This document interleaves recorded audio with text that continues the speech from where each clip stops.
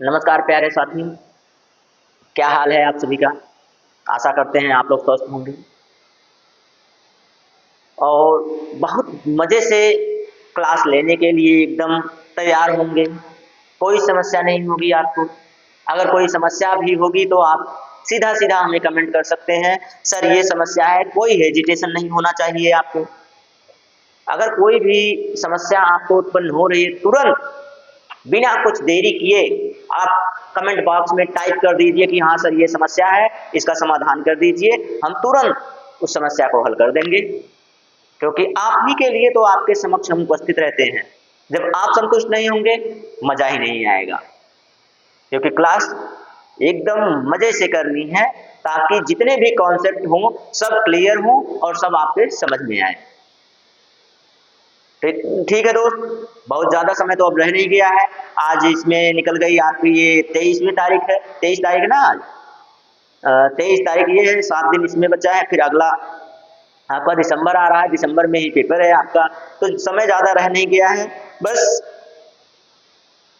कुछ और practice set हैं जिसको हल करवाने के बाद मैं आपको मैराथन के रूप में सारे के सारे टॉपिक्स को लेकर आऊँगा, जिससे आपको कोई समस्या नहीं होने वाली है। आराम से आप हिंदी और संस्कृत का संकलन करके एक साथ मिलाकर आप हल कर लेंगे, कोई दिक्कत आपको होने वाली नहीं है। ठीक है, सारे प्रश्न आप हल कर लेंगे आसानी से। चलिए, तो आज की जो टॉपिक है वो क्या है दोस्त, शिक्षण है।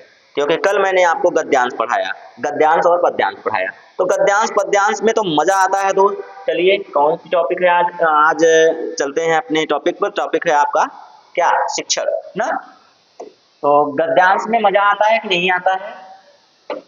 मुझे तो लगता है कि मजा आता है, क्योंकि मैं जिस तरीके से आपको हल करवा रहा हूँ वो तरीका बड़ा ही बेहतरीन है।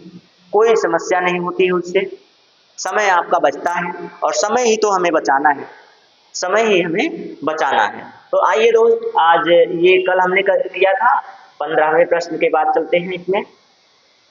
जो प्रश्न नंबर 15 कहाँ है भैया, ये अभी 12 है, 15 के बाद 16वां प्रश्न होना चाहिए। ठीक है, हाँ, तो ये रहा प्रश्न, ये प्रश्न को थोड़ा सा बड़ा करेंगे। और हाँ, ये देखिए, हमारा official YouTube channel Purvanchal career classes, Purvanchal career classes को अगर आपने विजिट कर लिया तो सफलता आपकी सुनिश्चित हो जाती है। क्यों? क्योंकि इसमें इतने बेहतरीन कंटेंट दिए जाते हैं आपके इस संस्था में कि मजा ही आ जाता है, और वो भी पूर्णतः निःशुल्क, कोई शुल्क नहीं है, एकदम निःशुल्क है, फ्री ऑफ कॉस्ट है, कोई पैसा नहीं है भैया, एकदम मुफ्त में मिल रहा है आपको, ले लीजिए। और मुफ्त में तो नंबर आपको कौन देता है, गद्यांश और पद्यांश देते हैं, इसीलिए मैं उसको जरूर हल कराता हूँ। चलिए, ये रहा आपका एक प्रश्न, प्रश्न नंबर 16, बाला स्वाभाविकतया तस्या प्रथमा भाषाम। मतलब ये कह रहे हैं कि बालक की जो पहली भाषा होती है, स्वाभाविकतया, जो सहज रूप से ही सीख लेता है बालक, बालक को कोई एफर्ट नहीं करना पड़ता है, बालक को अधिगम नहीं करना पड़ता है, किसी नियम का पालन नहीं करना पड़ता है, वह स्वतः ही सीख लेता है।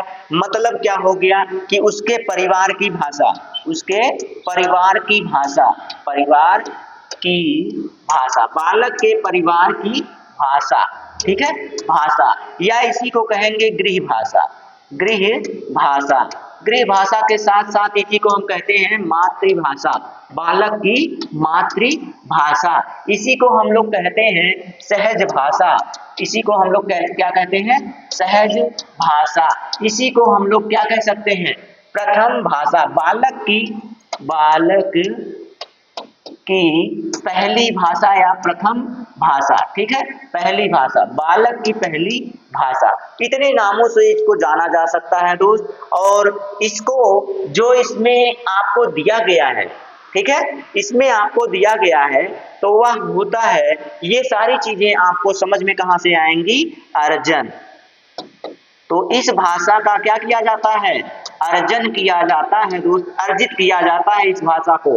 कैसे अर्जित किया जाता है, तो क्या अधिग्रहण करके, तो अधिग्रहणम करोति जो होता है वो अर्जन का ही रूप है।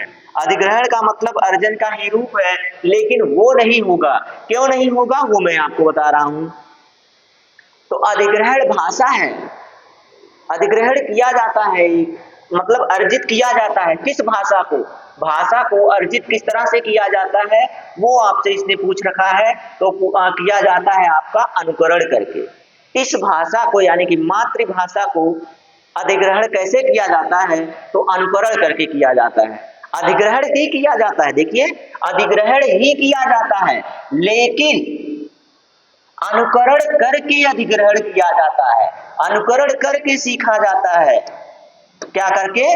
अनुकरण करके। किसी का अनुकरण, किसी का क्या? अपने परिवार का अनुकरण करके, पास पड़ोस का अनुकरण करके, अपने जो पास पड़ोसी होते हैं उनका अनुकरण करके, समाज है उसका अनुकरण करके, अनुकरण करके यह भाषा अधिग्रहण की जाती है।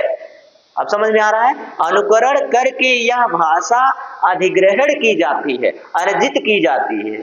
ठीक है, इसलिए ये अधिग्रहण कट रहा है यहाँ से। पुनर्बलन हटा दीजिए, अधिगच्छति हटा दीजिए। ठीक है, अधिगच्छति का मतलब देखिए लर्न्स होता है, मतलब इसको सिर्फ बदल के लिखा हुआ है। इसका मतलब होता है अधिगम। इसका मतलब क्या होता है? अधिगम। अधिगम का मतलब क्या होता है? सीखना। अधिगम का क्या मतलब होता है? सीखना। ठीक है, बच्चा सीखता है, लेकिन कैसे सीखता है?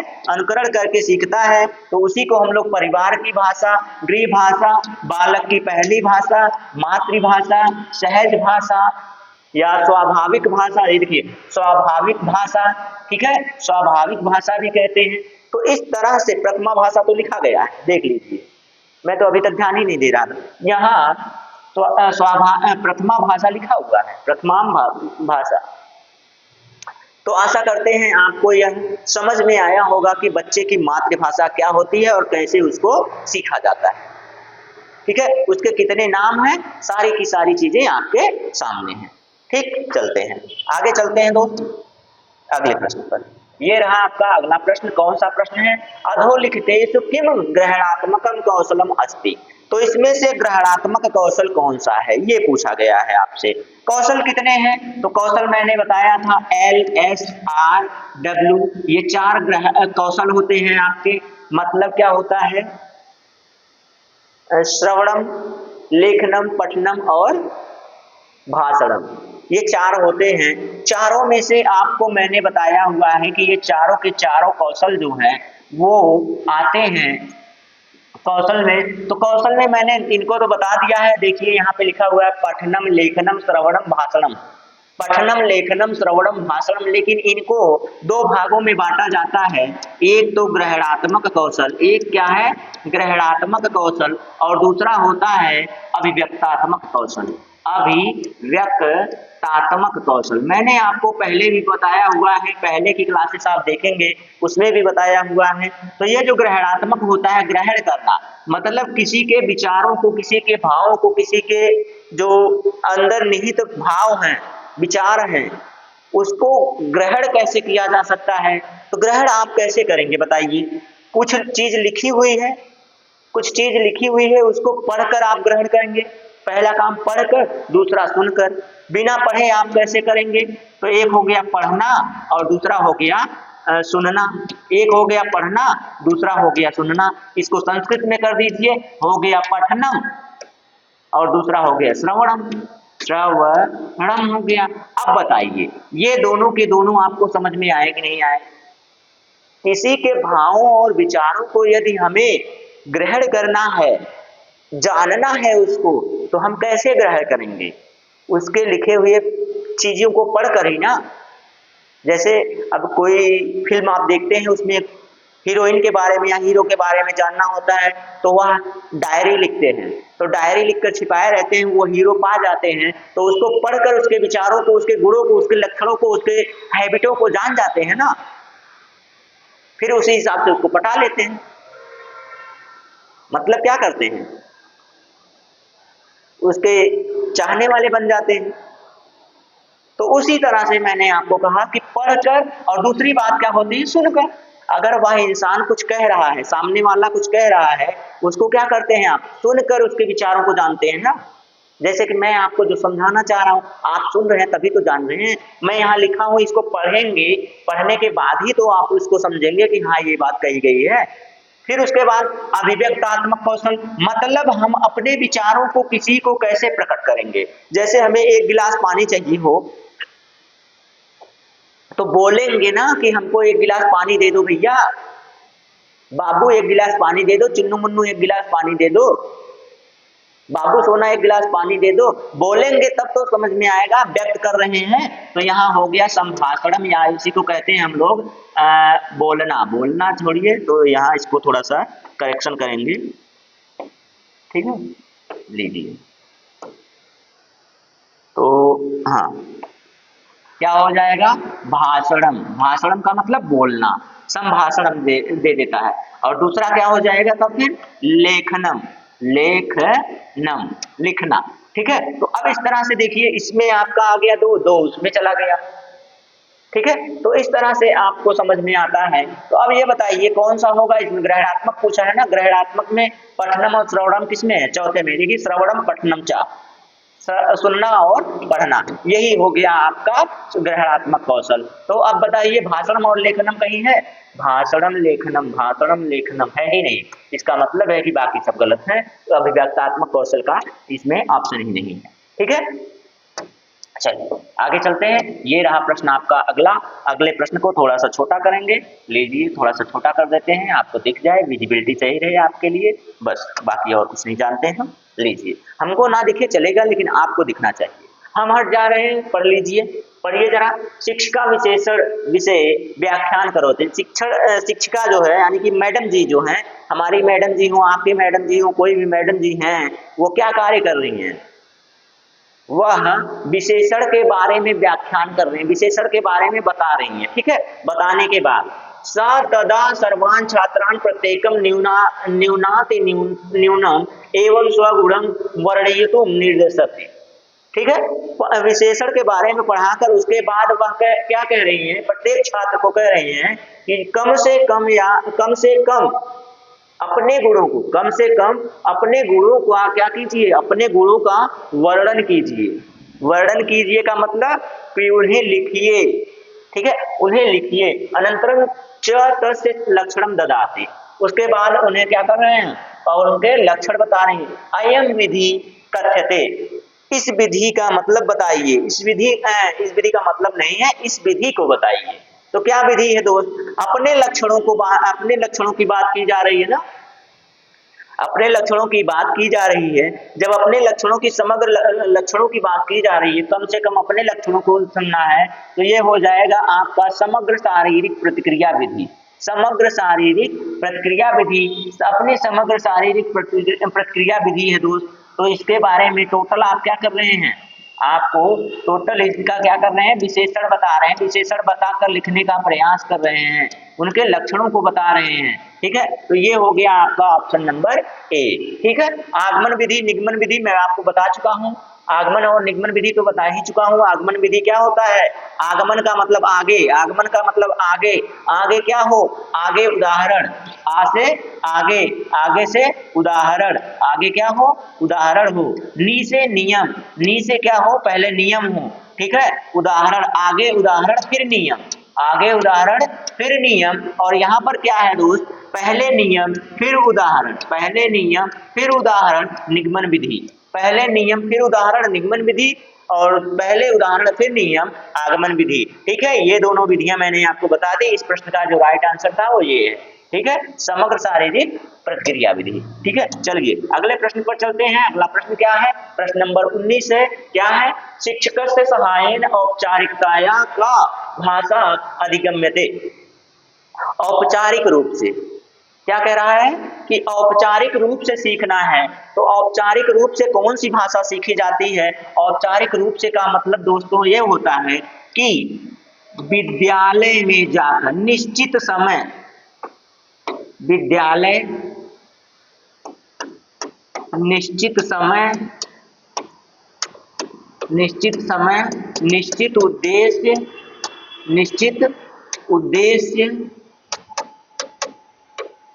निश्चित लक्ष्य, निश्चित उद्देश्य, अच्छा निश्चित उद्देश्य, निश्चित स्थान, विद्यालय में जाकर निश्चित उद्देश्य, निश्चित स्थान, निश्चित समय में सीखी गई भाषा। सीखना, सीखना ही क्या कहलाता है? सीखना क्या कहलाता है? अधिगम। सीखना क्या कहलाता है? अधिगम। यानी कि अधिगम के माध्यम से जो भाषा सीखी जाती है, अधिगम के माध्यम से जो भाषा सीखी जाती है, वह भाषा कौन सी होती है? अब जरा बताइए। मातृभाषा स्वतः ही सीखी जाती है, मातृभाषा को ही गृह भाषा कहते हैं, मातृभाषा को ही प्रथम भाषा कहते हैं। अभी मैंने पहले ही प्रश्न में आपको बताया कि मातृभाषा को ही कहते हैं सब कुछ, और मातृभाषा जो होती है वो उसका अधिगम नहीं होता है, उसका अधिग्रहण होता है। वो क्या होता है? अधिग्रहण होता है भाई। अधिग्रहण और अधिगम में अंतर जानिए। अधिग्रहण का मतलब होता है मातृभाषा। अधिग्रहण में क्या आती है? मातृभाषा आती है। और आपके अधिगम में क्या आती है दोस्त? तो एक ही तो ऑप्शन बचा, द्वितीय भाषा। द्वितीय भाषा सीखी जाती है। द्वितीय भाषा क्या होती है? सीखी जाती है। दूसरी भाषा को हमें सीखना पड़ता है। जैसे आप भोजपुरी उत्तर प्रदेश में है तो भोजपुरी आपको सिखाने की जरूरत नहीं पड़ती है, आपको पढ़ाया ही नहीं जाता है भोजपुरी। भैया भोजपुरिया आपको नहीं पढ़ाई जाती है, लोग पढ़ेबे नहीं करते हैं। कहाँ से पढ़वा लोग? काहे के पढ़ावा? लोग तो घर में भी सीख ले लेते। तो ये जो भाषा भोजपुरी भाषा, भोजपुरी भाषा घर पे ही सीखी क्या जाती है? स्वतः ही अनुकरण करके ही आ जाती है। अब ये था ना अनुकरोति, अनुकरोति का मतलब अनुकरण करके सीख ली जाती है। लेकिन द्वितीय भाषा को निश्चित समय, निश्चित स्थान, निश्चित अवधि में, निश्चित उद्देश्य के लिए सीखना पड़ता है हमें। हिंदी हमें क्या करना पड़ता है? जाके स्कूल में सीखना पड़ता है हिंदी। हिंदी हमें स्कूल में जाके सीखना पड़ता है। तो देखिए ये सारे उसके लक्षण हैं, ये सारे इसके क्या हैं? लक्षण हैं औपचारिक के, औपचारिक के। तो द्वितीय भाषा औपचारिक रूप से सीखी जाती है। ठीक है, लीजिए अब चलते हैं अगले पर। अगला क्या है? 19वां के बाद 20वां, ये रहा 20वां। ठीक है, 20वें में क्या है दोस्त? बालान नवीन शब्दान पाठयितुम शिक्षिका प्राकृत वस्तुल उपयोगम करोति यतः। अब बताइए, नवीन शब्दों के लिए, नवीन शब्दों को पढ़ाकर, नए नए शब्दों को पढ़ाकर, नए नए शब्द किसके लिए पढ़ा रही है? प्राकृतिक वस्तुओं का, प्राकृतिक वस्तुओं को पढ़ाने, बच्चों को नए शब्दों को सिखा रहे हैं, जिसमें से प्राकृतिक शब्दों को बताकर सिखा रहे हैं। जो प्रकृति में समाहित हैं उन शब्दों को लेकर बच्चों को नवीन शब्दों का ज्ञान करवा रही हैं। कौन है भाई?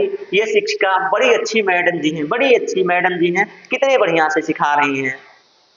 आजकल मैडम जी लोगों का ही जमाना है, मास्टर साहब लोग तो भाई गिने चुने आ रहे हैं। आइए, तो एतेन प्राकृतिक जीवन दृष्टि वस्तु भी सह शल्य संबंध स्थापने छात्राणां सहायता भवति समर्था सन्ति निराकार चिंतयति कहाँ आ गया? इसको हटा दीजिए।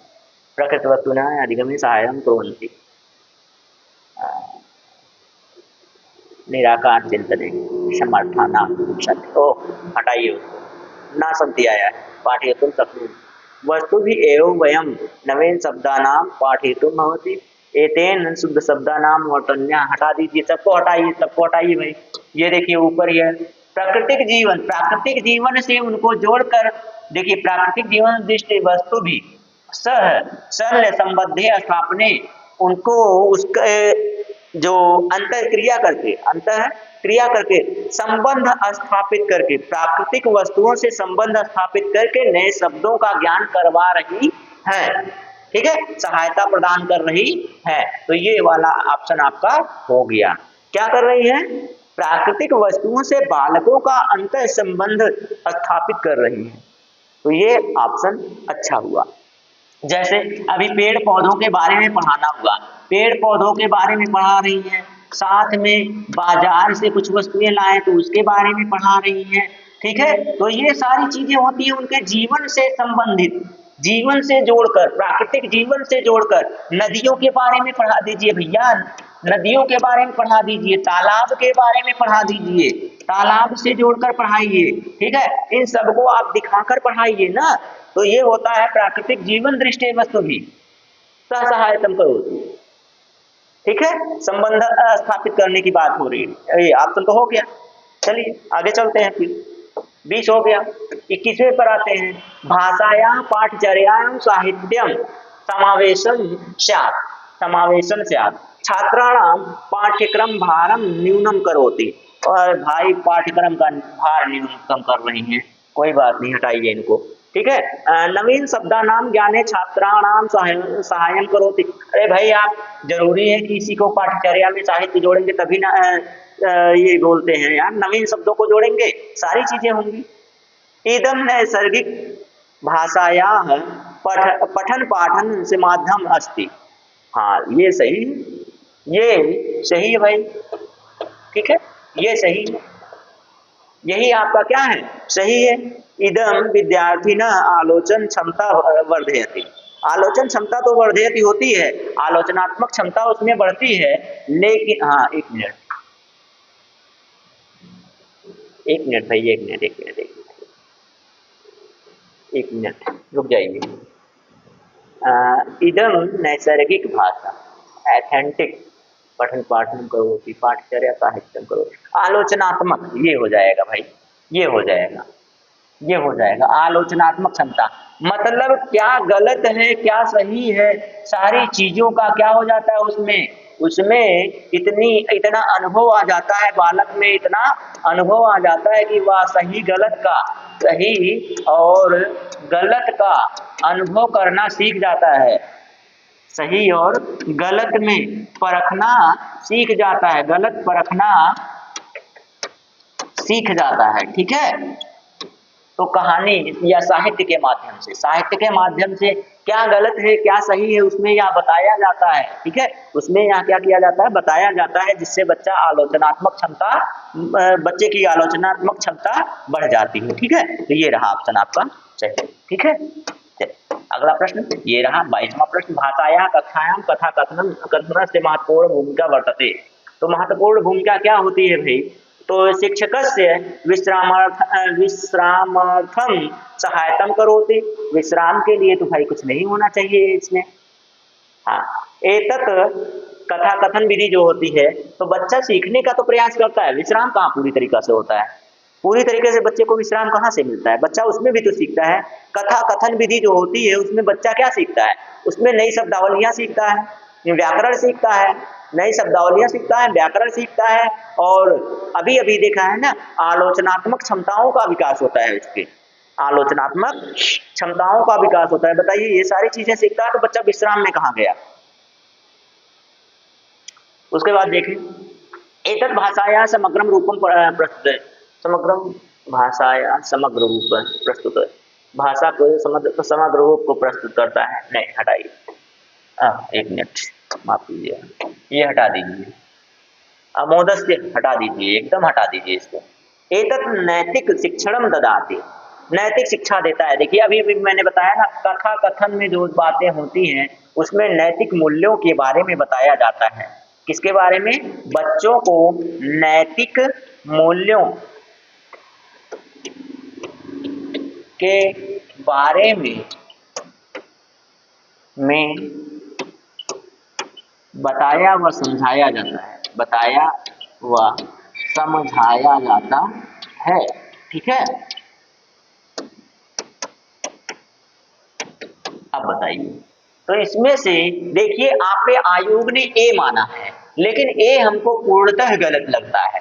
हमको क्या होता है, पूर्णतः गलत लगता है, क्योंकि जब कथा कथन विधि होती है तो बच्चा विश्राम में थोड़ी होता है, बच्चा आनंद पूर्वक सीखता है। बच्चा क्या होता है, आनंद पूर्वक नैतिक मूल्यों को सीखता है, आनंद पूर्वक उसमें नई नई शब्दावलियों को सीखता है, आनंद पूर्वक उसमें क्या होता है कि बच्चे के आलोचनात्मक क्षमता का विकास होता है। तो अब बताइए बच्चा विश्राम में कहाँ गया। विश्राम का मतलब है कि बच्चा कुछ सीखे ही ना, आनंद पूर्वक एकदम मजे से बैठा रहे। तो बैठा है बालक, नहीं बैठा है भाई, मुझे ये वाला नहीं लग रहा है, लेकिन आपके आयोग ने इसे माना हुआ है, आयोग ने इसे माना हुआ है, लेकिन मेरी तरफ से तो आपका ऑप्शन नंबर सी ही ठीक है।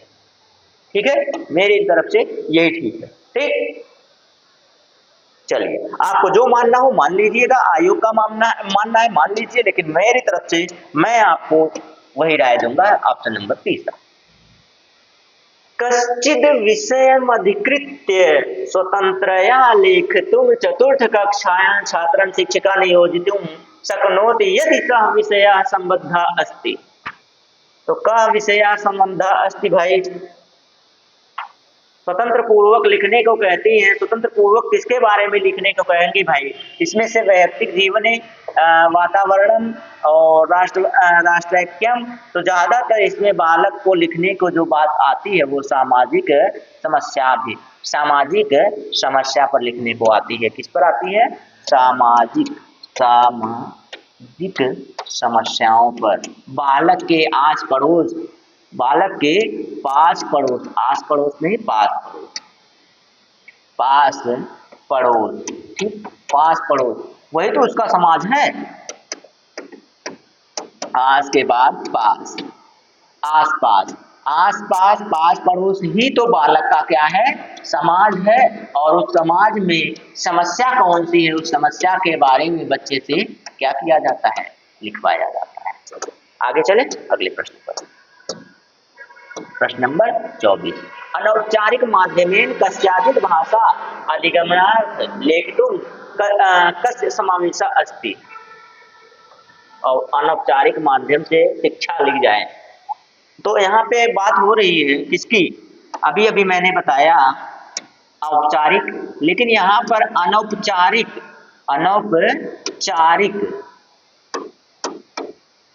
माध्यम से, अनौपचारिक माध्यम से शिक्षा की बात कर रहा है।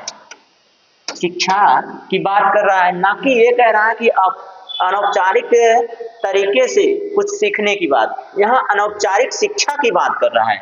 जब अनौपचारिक शिक्षा की बात करेगा ना, तो इसी को दोस्त हम लोग कहते हैं दूरस्थ शिक्षा। इसी को हम लोग क्या कहते हैं? दूरस्थ शिक्षा। दूरस्थ शिक्षा, और दूरस्थ शिक्षा के लिए विद्यालय आवश्यक होता है। अनौपचारिक तरीके से भाषा सीखने की बात आती, तब अभी ये आ जाता क्या आपका? अनौपचारिक से भाषा सीखने की मातृभाषा आ जाता। लेकिन यहाँ अनौपचारिक तरीके से शिक्षा की बात की जा रही है। अनौपचारिक तरीके से शिक्षा की मतलब अनौपचारिक शिक्षा की बात हो रही है, जो जिसे हम लोग कहते हैं दूरस्थ शिक्षा। क्या कहते हैं दोस्त? दूरस्थ शिक्षा कहते हैं। ठीक है, तो इसके लिए विद्यालय क्या होता है दोस्त? विद्यालय का समावेश आवश्यक है। ठीक है, विद्यालय का समावेश आवश्यक है। आइए अगले प्रश्न पे चलते हैं। प्रश्न नंबर 25वां। पूर्व पठिताया कथाया पुनः कथनार्थम छात्रेभ्यः निर्देश्य शिक्षका आकलयितुं समर्थो भवेत्। अब बताइए, तो जितने प्रश्न अभी हमने हल किए वो मजेदार थे कि नहीं थे, ये बता दीजिए। कमेंट करके ईमानदारी से बताइए आपको समझ में आया कि नहीं आया। अगर स्पीड हमारी ज्यादा हो तो हम स्लो कर लेंगे, स्पीड स्लो है तो और भी ज्यादा कर लेंगे, सुपर फास्ट में चल जाएंगे। भाई फास्ट तो चल ही रहे हैं, सुपर फास्ट पर हो जाएंगे। जिस तरह से आप लोग कहिए उस तरह से आपके सामने हाजिर है। मजा आ रहा है ना? एकदम क्लियर है, पूरा क्रिस्टल क्लियर। जब तक फोड़ेंगे नहीं तब तक छोड़ेंगे नहीं। ठीक है, चलिए। तो वो कहावत है ना, जो पानी से नहाते हैं वो लिबास बदलते हैं, जो पानी से नहाते हैं वो लिबास बदलते हैं, और जो पसीने से नहाते हैं वो इतिहास बदलते हैं। तो वो किसके लिए कहा गया है? वो परिश्रमी विद्यार्थियों और परिश्रमी लोगों के लिए कहा गया है भाई, कि वो जब मेहनत करते हैं तो पसीना निकलता है और उससे इतिहास बदला जाता है। ना कि सिर्फ और सिर्फ पानी से रोज नहा लीजिए और उसके बाद आराम से सोइए। इसका क्या मतलब? कुछ नहीं, कोई औचित्य नहीं। चलिए इस प्रश्न का उत्तर दीजिए। क्या पूर्व पढ़ाया मतलब पहले पढ़ाकर उसके बाद बच्चों को पढ़वाया जा रहा है। पहले पढ़ाकर बच्चों को पढ़वाया जा रहा है, तो इससे क्या किया जा रहा है? वर्तनी शुद्धता पहले पढ़ा दिया गया ना, तो बच्चों में हटा दीजिए। स्मृति शक्ति पहले पढ़ाकर, अवबोधन ज्ञानम नहीं। इसमें से सबसे उचित जो उत्तर होगा वो हो जाएगा उच्चारणम। क्यों? क्योंकि यहाँ पर अभी बच्चा क्या है? प्राथमिक स्तर का है। प्राथमिक स्तर का बच्चा है, जब उसको नहीं आता है तो कहते हैं ना कि सर जी पहले आप पढ़ दीजिए, सर जी पहले आप पढ़ दीजिए फिर हम पढ़ेंगे। पहले इसको बता दीजिए फिर हम इसका उच्चारण करेंगे, और नहीं समझ में आएगा तो फिर से बता दीजिएगा। आप तो बैठे ही हैं ना, आप तो हमारे लिए ही आए हैं। तो ठीक है बच्चे, हम पढ़ रहे हैं, आप फिर उसके बाद पढ़िए। ठीक है। पूर्व पठिताया, पहले पढ़ाकर फिर कथा को बाद में बच्चों से पढ़वाया जा रहा है। इसका मतलब है कि उनका उच्चारण कौशल बढ़ाया जा रहा है, उच्चारण कौशल को उनके बढ़ाया जा रहा है, ठीक है, विकास किया जा रहा है। लीजिए आगे चलते हैं अगले प्रश्न पर। ये रहा, लेखन विषयक व्यतिक्रम कथ्यते। लेखन विषयक व्यतिक्रम का मतलब क्या होता है दोस्त, ये जान जाइए। लेखन व्यतिक्रम का मतलब होता है विकार, विकार या दोष, विकार या दोष। दोस्त मत मान लीजिएगा, दोस्त और दोष में बड़ा ही अंतर है। दोस्त का मतलब होता है कमी और दोस्त का मतलब होता है भाई संजीवनी बूटी। क्या होता है? संजीवनी बूटी। कोई साथ दे ना दे, कोई साथ दे ना दे, दोस्त जरूर साथ देते हैं। अरे मैं हूं ना, भले ही उसके जेब में कुछ ना हो, मैं हूं ना यार, चल। तो दोस्त, दोस्त और दोस्त में बड़ा अंतर है, ठीक है। इसका मतलब होता है कमी, इसका मतलब क्या होता है? कमी, ठीक। चलिए विकार, विकार पर आते हैं तो व्यतिक्रम, व्यतिक्रम, व्यतिक्रम का मतलब ये देखिए, चारों के चारों वही ऑप्शन है जो एक था आपका पठनगत समस्या, पठनगत समस्या अस्ति।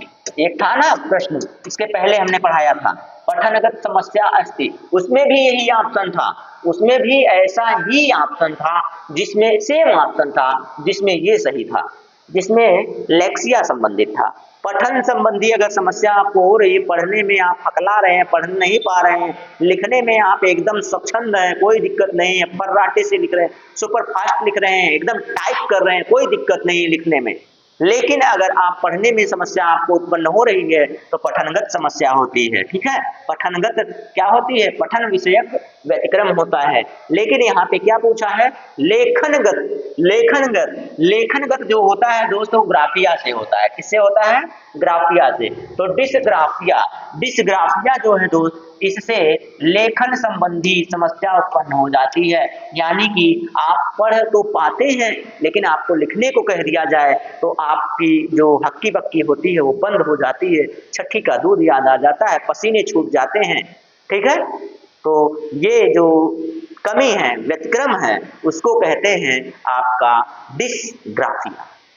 और कैलकुलिया बताया हुआ है हमने, कालकुलिया यहाँ भी लिखा है, कालकुलिया वहां भी लिखा था। तो कैलकुलिया जो होता है दोस्त, ये कैलकुलेटर से संबंधित है। कैलकुलेटर क्या करता है? गणना, गणनात्मक संक्रियाओं में समस्या उत्पन्न होती है जब बालक को, तो उसे कहा जाता है डिसकैलकुलिया से ग्रसित है बच्चा।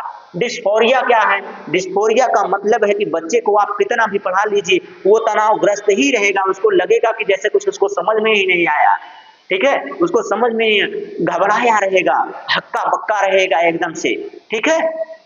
तो ये होता है डिस्फोरिया, मस्तिष्क तनावग्रस्त रहना, ठीक है।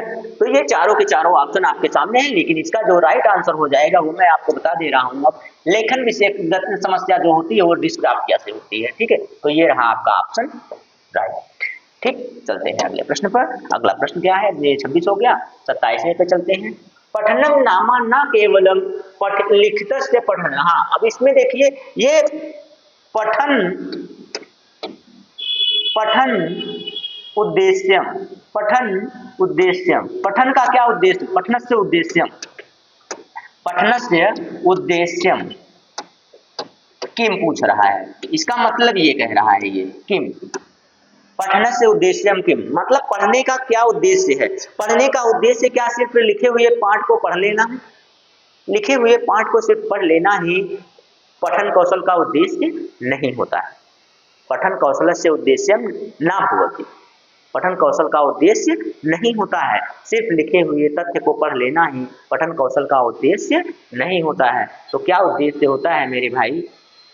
क्या उद्देश्य होता है बताइएगा, क्या उद्देश्य होता है? मैंने बताया है आपको, पठित्वा अर्थग्रहणम, पठित्वा अर्थग्रहणम, पढ़ करके अर्थ को ग्रहण कर लेना ही, पढ़ करके उसके भावों को, विचारों को समझ लेना ही पढ़ने का क्या होता है? उद्देश्य होता है।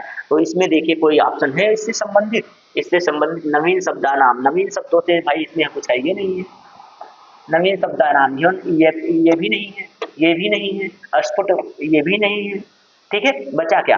पाठस्य अर्थस्य अवबोधन कुर्याति, ठीक है, पढ़ करके उसके अर्थ का ज्ञान कर लेना ही, उसके भावों को ग्रहण कर लेना ही पठन कौशल का उद्देश्य होता है। ये लीजिए, उसके उद्देश्य से आया है। आप हमारे प्रीवियस सेशंस को देखेंगे तो उसमें हमने पूरा बखूबी उसको बढ़िया से समझाया हुआ है, बढ़िया से समझाया हुआ है दोस्त, आप नकार नहीं सकते इसको, हमने इसको पढ़ाया हुआ है और ये पेपर में आया। लीजिए चलते हैं अगले प्रश्न, प्रश्न नंबर 28। प्राथमिक कक्षाया छात्राणां कृते मातृभाषा एव पाठनम स्यात् इति संस्कृतम अस्ति तेन। क्या करता है भाई, उसके प्राथमिक कक्षा में छात्रों के मातृभाषा को सीखना पढ़ने की बात हो रही है, तो उसमें क्या होता है जरा बताइएगा। तो आपको क्या बताना है, यथा छात्रा की भाषा अवगंतुम ना ना की बात आ जाए तो सीधे सीधे काट दीजिए इसको, ठीक है। छात्रेषु सर्जन सकते वृद्धि भविष्यति, सर्जन सकते वृद्धि प्रांतीय कथित भाषा प्रोत्साहनम हुए, ठीक है। देखते रहिए, नैसर्गिक वातावरण से निर्माणम भवे। अब इसमें से तीनों में से कौन सा ऑप्शन होगा, पहला तो मैंने पहले ही काट दिया है। अब आप बताइएगा, 28वें नंबर का है, इसके बाद 2 प्रश्न और, इसके बाद 2 प्रश्न और हैं, ये आप जल्दी से बता दीजिएगा। इसको मैं आपको छोड़ दूं, आपके लिए छोड़ दूं इसमें से, क्या इसमें से छोड़ दूं? एक ऑप्शन मैंने काट ही दिया है, 3 ऑप्शन बचा है, तीनों बढ़िया बढ़िया प्रश्न है, बढ़िया विकल्प है, इसलिए छोड़ रहा हूँ, छोड़ दूं। चलिए एक प्रश्न आपके लिए ये लीजिए, आज के लिए भी ये कमेंट वर्क है। कमेंट आप लोग छोड़ के भाग जाते हैं भाई, कमेंट आप छोड़ के भाग जाते हैं, नहीं देते हैं। ये आपके लिए कमेंट वर्क समझिए या होमवर्क समझिए, मैं जो बढ़िया होता है वही आपके लिए देता हूँ। चलिए लीजिए, इसका होमवर्क कीजिए, इसका होमवर्क कीजिए। तो 28 हो गया, 29वें पर आते हैं। प्राथमिक कक्षा कृते भाषा प्रारंभे कविता, प्रारंभ में कविता कथा दत्ता संति अनंतरम च अक्षराणाम लेखनम तत्पुस्तकां प्रणाली। हाँ, इसमें प्रणाली पूछ रहा है, पद्धति पूछ रहा है, कौन सी पद्धति पर यह प्रश्न तैयार किया गया, ये पुस्तक तैयार की गई है, क्या कह रहा है इसमें। अब आराम से मैं बताऊंगा आपको। तो ये जो पुस्तक है ना, इसमें क्या बताया गया है, इसमें क्या बताने का प्रयास किया गया है, कौन सी पद्धति अपनाई गई है, जरा बताइएगा। तो सबसे पहले इसमें क्या किया गया है, सबसे पहले कविता और कथा पढ़ाए लिखे गए हैं, छापे गए हैं। उसके बाद अक्षरों को लिखा गया है, उसके बाद शब्दों को या अक्षरों को लिखा गया है। तो अब जरा बताइए कि पहले संपूर्ण चीज को, पहले संपूर्ण को, फिर उसके अंशों को, पहले संपूर्ण फिर अंश, तो कौन से नियम का इसमें समावेश किया गया, जरा बताइए। संपूर्ण से अंश की ओर, संपूर्ण से अंश की ओर, यानी कि कौन सी, ये देखिए top to down, top to down, top का मतलब होता है पूरा या संपूर्ण, डाउन का मतलब अंश या छोटा, नीचे की तरफ आना। तो ये अप्रोच है top to down approach, top to down approach, जिसे कहते हैं अधोगामी प्रणालिम, अधोगामी प्रणालिम कहते हैं इसको, ठीक है। तो ऊपर से नीचे आना, ऊपर से क्या होना, नीचे आना भाई, ऊपर से नीचे की तरफ आना, ठीक है। ये ऐसे आ रहा है, अगर यही ऐसे जाता है, यानी कि पहले अक्षरों को, फिर शब्दों को, फिर और बड़े शब्दों को, फिर कथा को, कहानी को, कविता को ऐसे पढ़ाया जाए, तो ये देखिए ये टॉप टू डाउन है, टॉप से डाउन है, और ये क्या है, ये है डाउन से टॉप की ओर, डाउन से टॉप की ओर, ठीक। ये देखिए ये हो गया, तो दोनों में यही अंतर है, ये इसका राइट आंसर, ठीक है। ये प्रश्न को पहले याद करें। अच्छा, ऑप्शन वही है, प्रश्न बदला हुआ है, ऑप्शन वही है, प्रश्न बदले हैं, सोचिए, पीछे मैं करवा चुका हूं इसको, ऑप्शन वही है, सिर्फ प्रश्न बदले हैं। अब सोच लीजिए आप कितना आपको मदद मिल जाएगी अगर ये सब हल कर लिए, तो आपको बहुत मदद मिलने वाली है। ये लीजिए प्रश्न, लास्ट प्रश्न, अधोलिखितेषु का उक्ति समीचीना, अधोलिखित में से कौन सा जो उक्ति है वो समीचीन है, कौन सा अच्छा है। तो बालः यदा विद्यालयं गच्छति आगच्छति तदा ते रिक्त फलकम एव भवन्ति। अब बताइए, बालक जब विद्यालय जाता है तो क्या वो एकदम कोरी स्लेट होता है, नहीं, तो जन्मजात जो बालक होता है वो कोरी स्लेट होता है भैया। तो विद्यालय जब जाता है तो कुछ ना कुछ तो सीख कर ही जाता है ना। तो अब बताइए, शब्दा नाम समूह से रटना हम नहीं पढ़ेंगे इस ऑप्शन को, यार इसमें शब्द ही दिया हुआ है नकारात्मक, तो हम पढ़े क्यों इसको। आप बताइए, जो जिस ऑप्शन में पहले से ही नकारात्मक निगेटिविटी भरी हुई है, नकारात्मकता भरी हुई है, उसको हम पढ़ें ही क्यों? नहीं पढ़ेंगे। चलिए हटाइए उसको। प्राथमिक कक्षाया छात्रा आंग्ल भाषा किसने ना जाना। ये बताइए कि अब बताइए, जो बच्चा प्राथमिक कक्षा में गया, क्या वो हिंदी के कुछ शब्द नहीं जानता, अंग्रेजी के कुछ भी शब्द नहीं जानता? कहते हैं नहीं जान रहा है। नहीं जान रहा है भाई, काहे नहीं जान रहा है? बहुत जानता है, बोलता है ना, मम्मी मम्मी मम्मी बोलता। मम्मी खुद ही एक तो आंग्ल भाषा का शब्द है, ठीक है। मम्मी, एप्पल, मैंगो, ये सब बोलना सीख लेता है भाई प्राथमिक भाषा, प्राथमिक कक्षा में जाते ही बालक पहले ही सीख के जाता है। घर पे ही बच्चे सिखा देते हैं उनको, मम्मी पापा सिखा देते हैं, बाबू बोलो एप्पल, बाबू बोलो मम्मी, बाबू बोलो पापा। तो सारे के सारे क्या हैं? सारे के सारे शब्द आंग्ल भाषा के हैं, इसलिए ये भी नहीं हो पाएगा। बचा कौन? लास्ट में बच गए। अनुभवा नाम महत्व कोशेड़, अनुभव से वो महत्व कोशेड़, महत्व कोशेड़ का मतलब, कोशेड़ का मतलब क्या हो गया? कोशेड़ का मतलब कोश, शब्द कोश, महत्व कोश, महत्वपूर्ण कोश लेकर क्या जाता है? विद्यालय जाता है। बालक विद्यालय जाता है अपने अनुभवों से, अपने अनुभवों को लेकर, अपने अनुभव के साथ महत्वपूर्ण कोश को लेकर जाता है, ठीक है। अपनी मातृभाषा के शब्दों को लेकर जाता है। इन सभी चीजों को लेकर तब बच्चा विद्यालय जाता है। तब बच्चा कहाँ जाता है? विद्यालय जाता है। ऐसा थोड़ी है कि बच्चा बिना कुछ बोल नहीं पा रहा है, कुछ सुन नहीं पा रहा है, सीधा विद्यालय में चला गया। नहीं, बच्चा अपने अनुभवों को लेकर जाता है, महत्वपूर्ण कोशों को लेकर जाता है, ठीक है। तो चलिए दोस्त, आज के आपके 30 प्रश्न हो गए। जो मैंने एक ऑप्शन छोड़ा हुआ है, एक ऑप्शन काट के 3 ऑप्शन छोड़ा हुआ है, उसको आप कमेंट कर दीजिए, ठीक है। कमेंट कर दीजिए कौन सा ऑप्शन उसमें सही होगा, मैं देख लूंगा। तो आज के लिए मैं सोच रहा हूँ कि बस इतना ही रहने दूं। तो आज के लिए बहुत हो गया दोस्त, फिर मिलेंगे आपसे मस्ती में एकदम एकदम स्वस्थ रहे। तब तक के लिए एकदम स्वस्थ रहिए, व्यस्त रहिए, अपनी पढ़ाई में मस्त रहिए, और अपना जो पेपर है उसको मारिए एकदम फटाफट साफ हो जाए, ठीक है। तो चलिए दोस्त, जय हिंद।